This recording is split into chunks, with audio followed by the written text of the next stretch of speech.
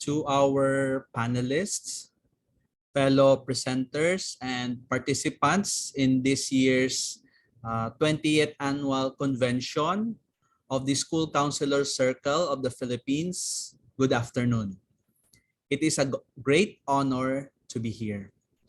I am Kim G. Yabut, Guidance Counselor 3 of Aklan State University, Kalibo Campus, here to present my research study entitled COVID-19 related psychological issues on college students, mental health map of intervention.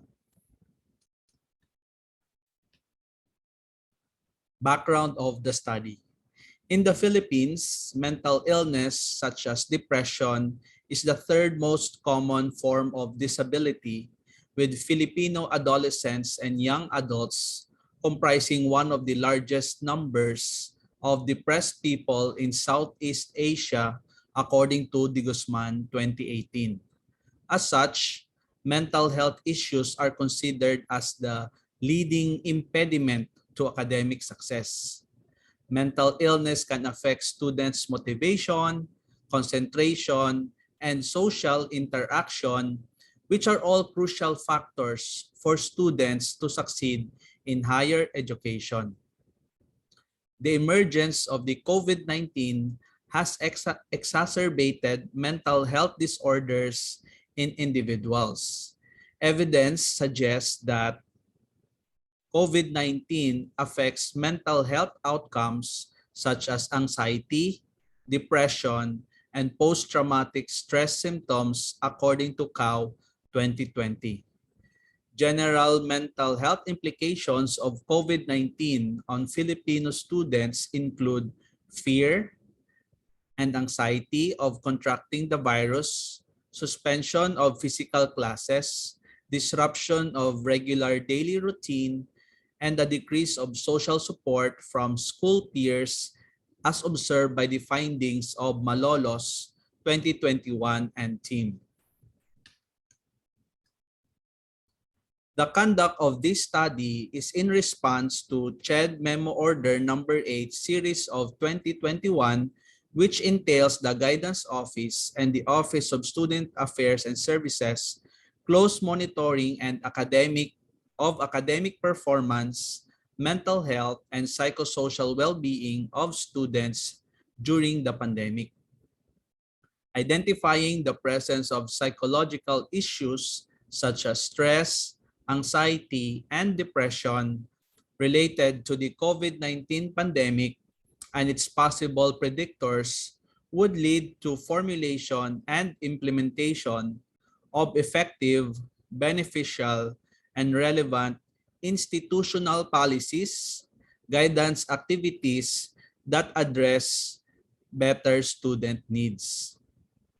Also, minimal evidence in literature is to be found on the psychological and mental health effects of the current pandemic on college students, according to Bruford's 2020, especially in the local sociocultural context.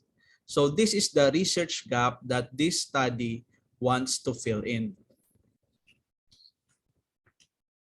These are the statements of the problem. 1. What is the prevalence of psychological issues among college students during the COVID-19 pandemic in terms of stress, anxiety, and depression? 2. What is the prevalence of these psychological issues when college students are grouped according to socio-demographic, precarious indicators, health, social ties, information, and media variables? 3. Are there significant differences in college students' level of stress, anxiety, and depression when grouped according to socio-demographic, precarious indicators, health, social ties, information, and media variables? For the framework of the study, here is the interaction between the identified independent variables clustered into college students' socio-demographic profile, precarious indicators, health, social ties, and information and media consumption over the dependent variable psychological issues, specifically stress, anxiety, and depression. The findings and outcome of this study will become the basis for the mental health map of intervention to be formulated and implemented by the Guidance Office.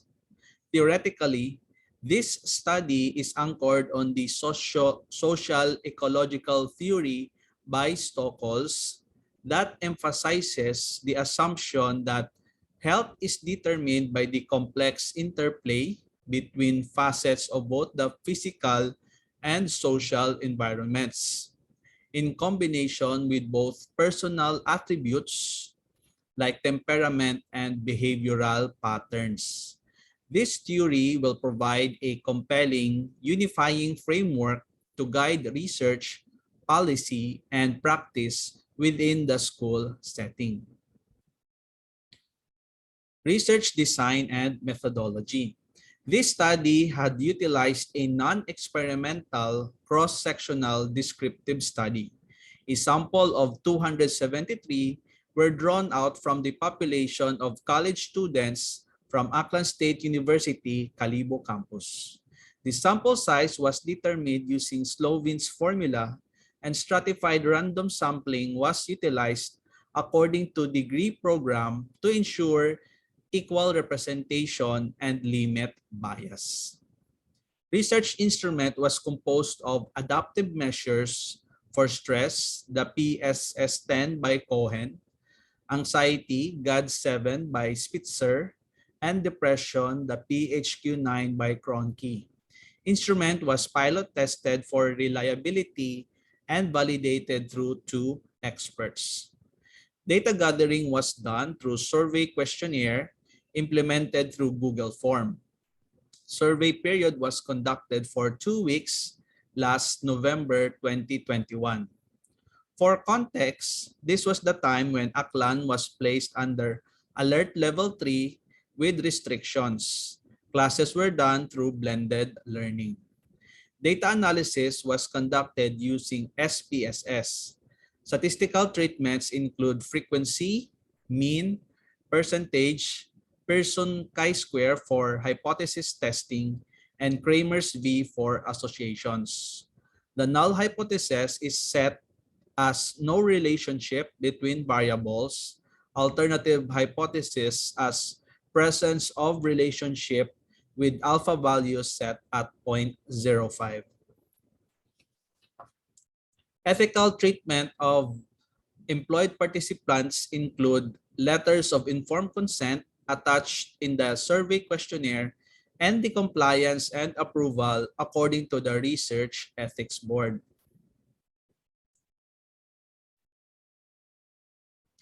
These are the findings, conclusions, and recommendations of the study based on the problem statements identified earlier. For problem 1, it was found out that the common prevalence of psychological issues among college students during the COVID-19 pandemic was moderate stress, mild anxiety, and moderate depression. These levels are within acceptable range. It is recommended, however, that close monitoring should be done by the Guidance Office. Testing should be conducted upon return to face-to-face classes to determine whether there is improvement. For problem 2, prevalence of psychological issues when respondents are grouped according to identified variables. By socio-demographic variables, year level, second year and third year students, degree program, BS architecture students. By health, students with history of mental illness and those diagnosed with COVID-19. By information and media, students consuming pandemic information greater than or equal to 120 minutes. Those who receive poor quality of pandemic information. These clusters of students had exhibited substantially alarming prevalence rates for anxiety and depression. It would be highly recommended to conduct standardized testing for these groups of students for validation, focus group, or group counseling to acquire in-depth context of possible causes. For problem 3, significant difference in college students' levels of stress, anxiety, and depression when grouped according to different variables. For stress, computing for our chi-square, observing our p-value and our Cramer's v, we were able to reject our null hypothesis and accept our alternative hypothesis, stating that there is a statistically significant association or dependence between college students' social ties before the pandemic, social ties during the pandemic, quality of pandemic information received, and their level of stress. It is thus recommended that campus student organizations and social activities be encouraged to build better social relationships to buffer stress. Platforms and access to reliable and relevant health and academic information is also advised.